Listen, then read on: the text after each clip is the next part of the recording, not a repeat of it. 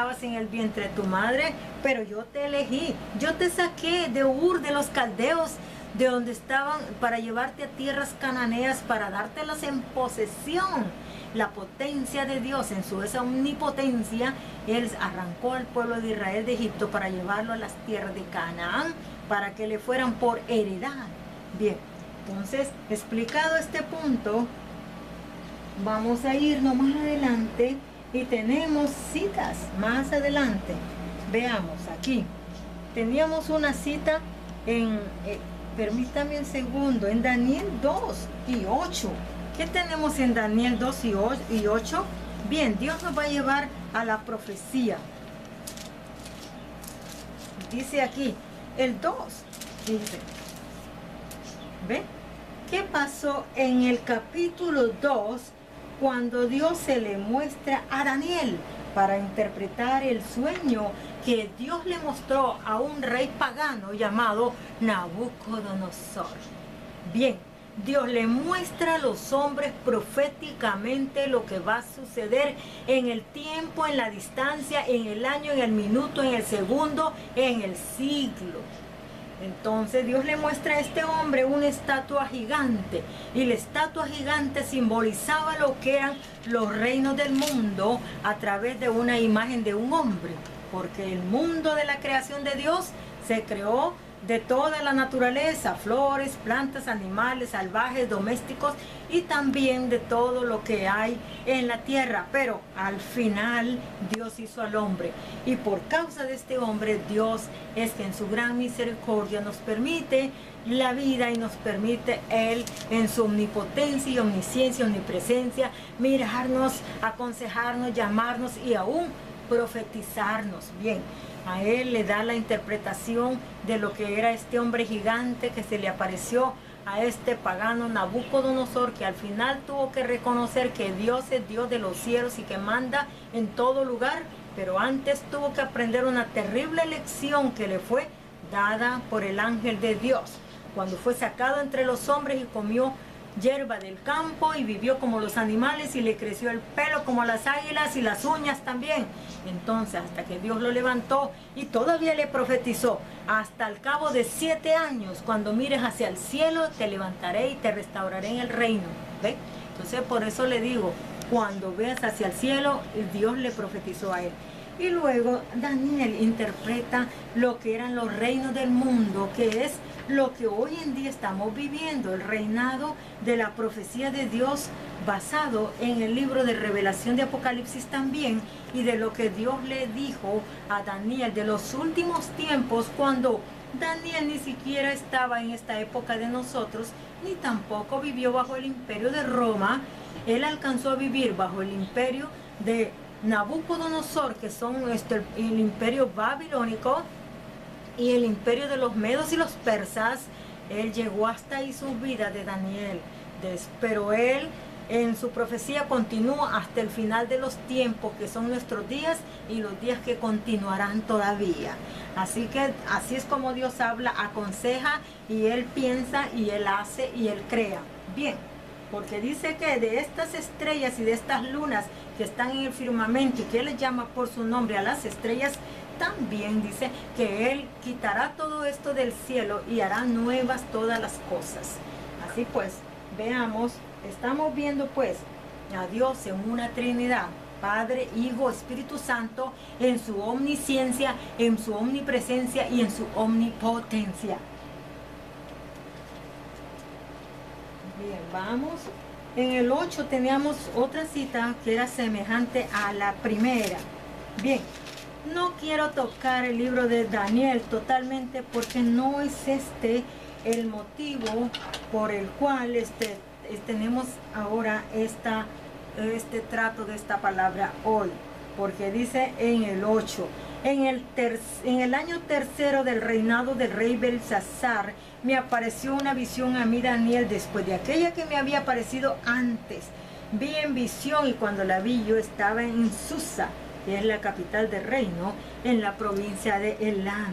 Entonces él está hablando que en el reinado de Belsasar, el hijo de Nabucodonosor, le fue revelada la visión acerca de lo que sería la profecía de Grecia. Pero antes ya tenemos cuando Dios le revela a través de la imagen, interpreta él a Nabucodonosor el sueño que este hombre había tenido. Bien, veamos otro punto más de la escritura. Hechos 15, 18 se dice: conocidas son a Dios desde el siglo todas sus obras. Bien, dice, en el contexto de este versículo se nos pone delante los cambios religiosos que habrían de caracterizar las generaciones venideras. Dice, cambios que se han cumplido hasta ahora literalmente, aunque no completamente.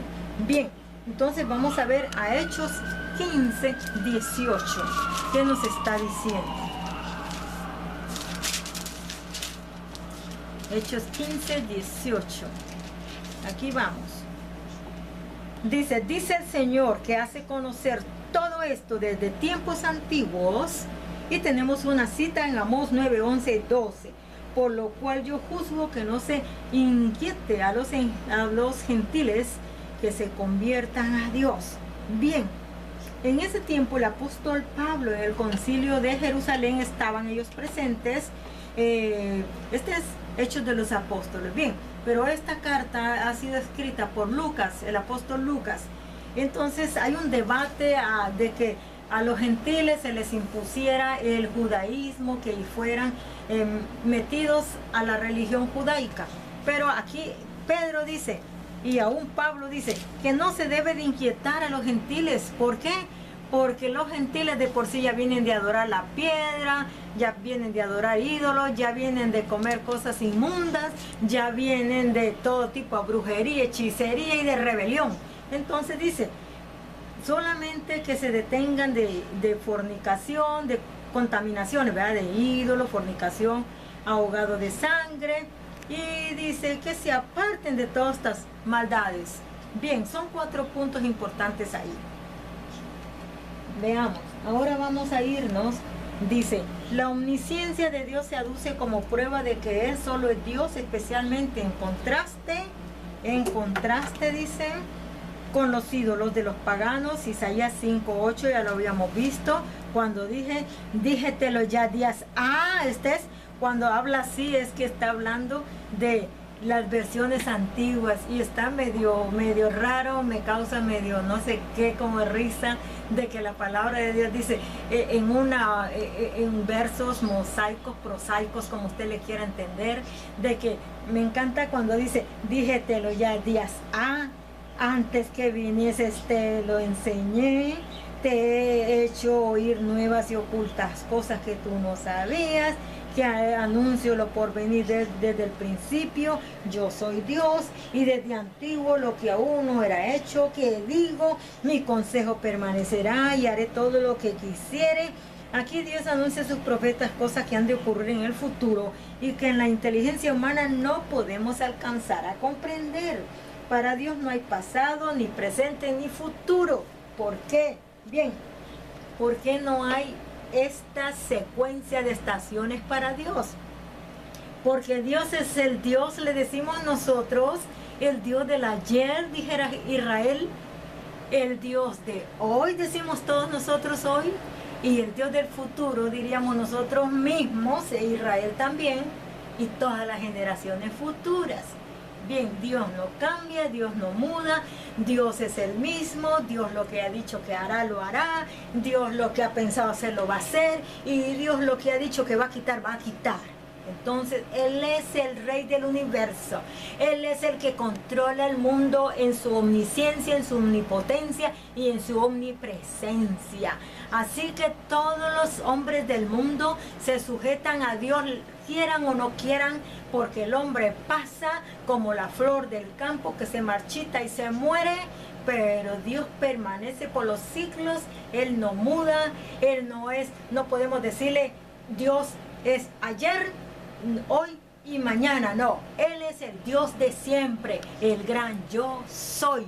Dice en Deuteronomio 6:6, cuando le dice al pueblo de Israel, le dice, oye Israel, Jehová vuestro Dios, Jehová uno es. cuando le dice uno, está en la singularidad, pluralidad de ser el Elohim. Elohim, que sería el Padre, Hijo, Espíritu Santo, en una unidad singular de un solo Dios y en una pluralidad de ser Padre, Hijo, Espíritu Santo. Un gobierno de tres en uno, un gobierno perfecto que no cambia, que un gobierno perfecto que se respeta y que tiene el control de ser quien es. Dios es sobre todos los dioses del mundo, aquellos muñecos horribles, aquellas monas horribles que dibujan y que adoran a los hombres, esa es basura delante de Dios. No tiene ningún poder. Hechos de la madera que Dios fabricó, hechos del barro que Dios formó, hechos del cartón que Dios hizo, del papel, y hechos de toda sustancia que es creada de Dios, han sido hechos estos monos ídolos diabólicos. Bien, veamos más adelante.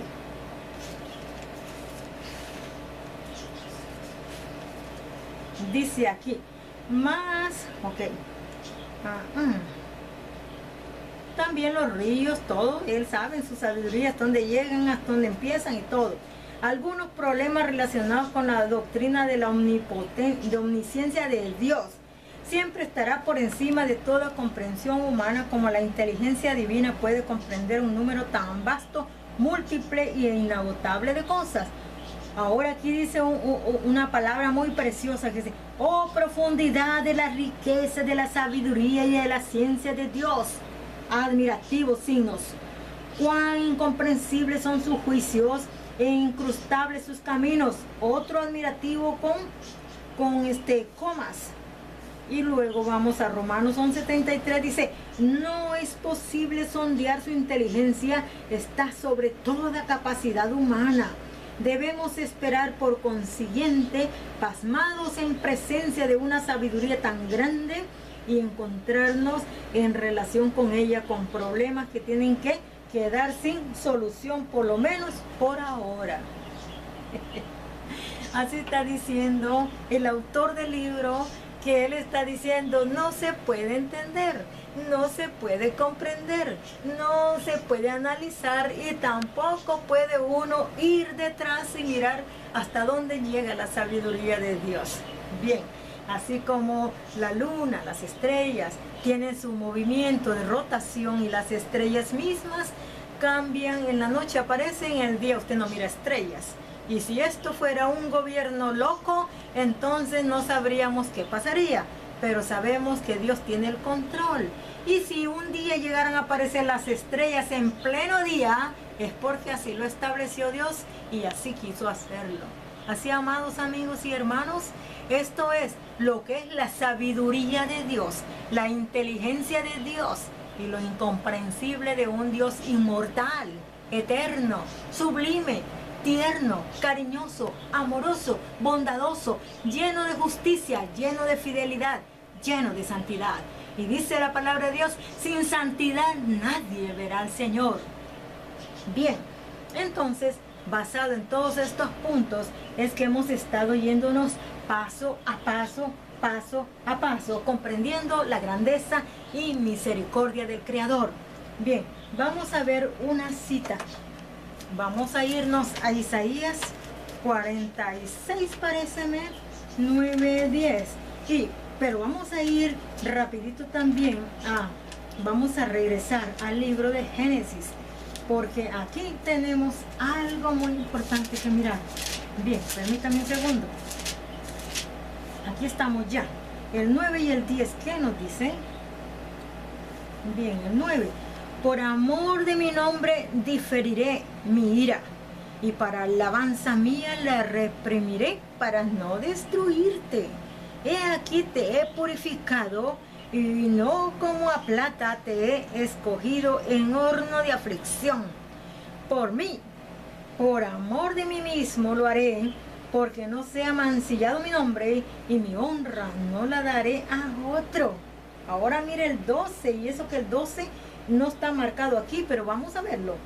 Óyeme, coma, Jacob, coma, y tú, coma, Israel, coma, a quien llamé, dos puntos, yo mismo, coma, yo el primero, coma, yo también el postrero. Isaías 44:6 es cuando nos habla de aquellos ídolos que los hombres hacen, esas baratijas. Y nos habla en Apocalipsis 1:17 y 22:13, cuando nos está diciendo que Él es el alfa y el omega, Jesucristo, el eterno Dios también.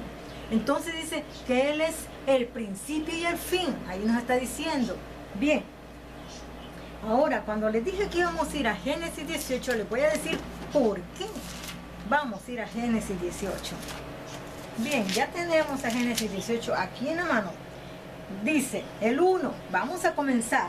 Después le apareció Jehová, coma, en el encinar de Manré, una ciudad, coma, estando él sentado a la puerta de su tienda en el calor del día. Dios hace que los hombres expliquen todo. Dice que al calor del día, a las 12 del día, es cuando está terrible el calor. ¿Quién estaba ahí sentado? Era Abraham. ¿Y qué estaba haciendo Abraham? Pues yo no sé si descansando, pero en su omnisciencia de Dios, es posible que Dios le dijo, Abraham, siéntate a la afuera de tu tienda. Él sintió esa palabra que le determinaba sentarse. ¿Y qué pasó ahí? Veamos. Dice, fíjense bien, y alzó sus ojos y miró, ¿ve? Alzó sus ojos y miró, y aquí 3 varones, dice, que estaban junto a él, y cuando los vio, salió corriendo de la puerta de su tienda a recibirlos y se postró en tierra. Dice que los vio, dice, junto a él. Quiere decir que venían en la dirección de su casa, de su tienda de él, y él los vio de lejos. Y dijo, Señor, si ahora he hallado gracia en tus ojos, se dirigió a uno de ellos, te ruego que no pases de tu siervo, que se traiga ahora un poco de agua y lavad vuestros pies y recostaos debajo de un árbol y traeré un bocado de pan y sustentad vuestro corazón y después pasaréis, pues por eso habéis pasado cerca de vuestro siervo. Y ellos dijeron, haz así como ha dicho. ¿Quiénes contestaron? Los 3. Bien, entonces aquí creo que nos vamos a quedar un poco explicando este punto. ¿Quiénes eran estos 3 personajes? Dice que los 3 eran ángeles. Dios se hizo pasar como ángeles, Padre, Hijo, Espíritu Santo, para que poderse acercar a Abraham. Sabemos que en la dimensión de la potencia de Dios nadie se puede acercar a Él. Aquel que se acerque a la omnipotencia de Dios, si Dios está parado en un lugar, terriblemente se muere. ¿Por qué? Porque no puede una persona pararse el barro creado de Dios frente a la divinidad increada. Bien, entonces es cuando Abraham le dice a uno de ellos, se dirige a uno de ellos y le dice que pasen, que coman, que se recuesten, que todo eso, ¿eh? Y después, si desean irse, pues, ¿verdad? Seguirán su camino. Entonces ellos, los 3 juntos, responden y dicen que sí aceptan la invitación de Abraham y que se van a sentar y él les va a hacer un cabrito cocinado, asado, y entonces inmediatamente fueron los criados a ir a hacer la comida. Los criados tuvieron que haber visto a los 3 personajes ángeles, Dios mostrado ante Abraham en forma de ángeles. Y es que dice, y en aquel momento, ¿por qué fue la Trinidad de Dios? ¿Por qué se presentó ante Abraham? Porque por 2 razones muy importantes, y por una tercera que sería primeramente visitar a su siervo, que Abraham se sintiera protegido de saber que ese Dios creador era su Dios y que era vivo y que podía ser tangible a él y podía ser hasta tocable a él. ¿Por qué? Porque en esa dimensión de ser ángeles, Dios podía darle la mano a Abraham.